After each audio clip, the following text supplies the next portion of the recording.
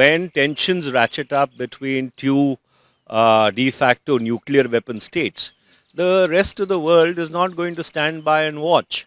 The other countries of the world will obviously be talking to both the countries when you're not talking to each other.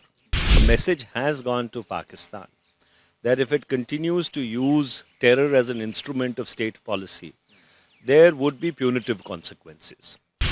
They cannot use the nuclear blackmail in order to continue with state-sponsored terror.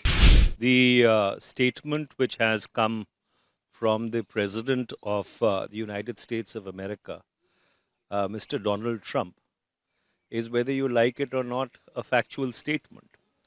If you look at the India-Pakistan paradigm in a perspective, from 1947 till 1972, whenever tensions went up between India and Pakistan, and they were primarily over the state of Jammu and Kashmir, it is the United Nations Security Council resolutions which were the template for whatever interlocution took place between the two countries.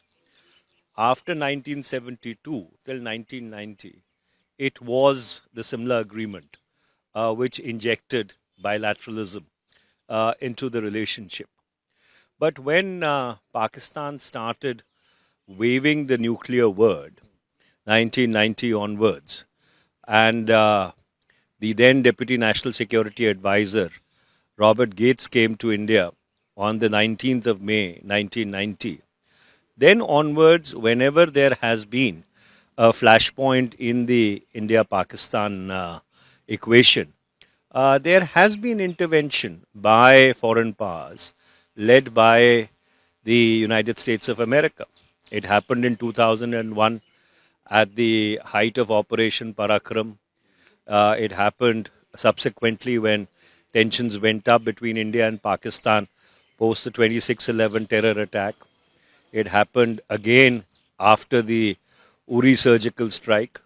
In 2019, after the Pulwama Balakot dynamic, President Trump publicly took ownership from Hanoi of the fact that he had ratcheted tensions down between India and Pakistan.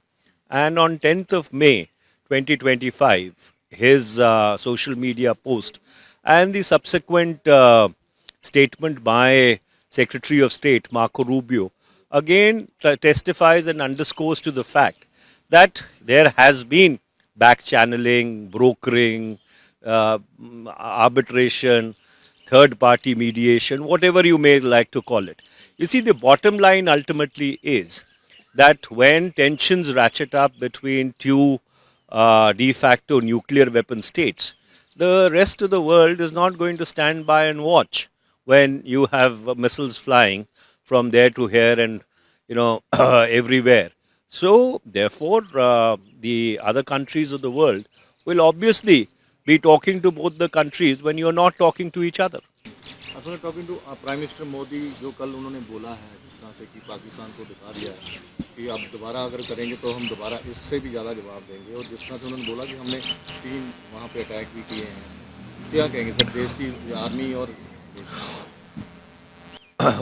Well, one thing is very evident, that a message has gone to Pakistan that if it continues to use terror as an instrument of state policy, there would be punitive consequences. And those punitive consequences in the aftermath of the Pahalgam massacre were executed by the Indian Armed Forces between the 7th and the 10th of March 2025. Therefore, under those circumstances, I think the Pakistani leadership would have realized that it cannot be business as usual. They cannot use the nuclear blackmail in order to continue with state-sponsored terror. And I do hope that the Pakistani leadership, both the civilian leadership and more importantly the military leadership, and even most importantly the Pakistani deep state, which has spawned these semi-state actors, would get the message very, very clearly. हमारे साथ जुड़े रहने के लिए subscribe करें देश रोजाना के YouTube चैनल को और नई वीडियो की नोटिफिकेशन पाने के लिए बेल आइकन जरूर दबाएं। अगर आप ये वीडियो फेसबुक या इंस्टाग्राम पर देख रहे हैं तो पेज को लाइक और फॉलो जरूर करें और ज्यादा से ज्यादा शेयर करें।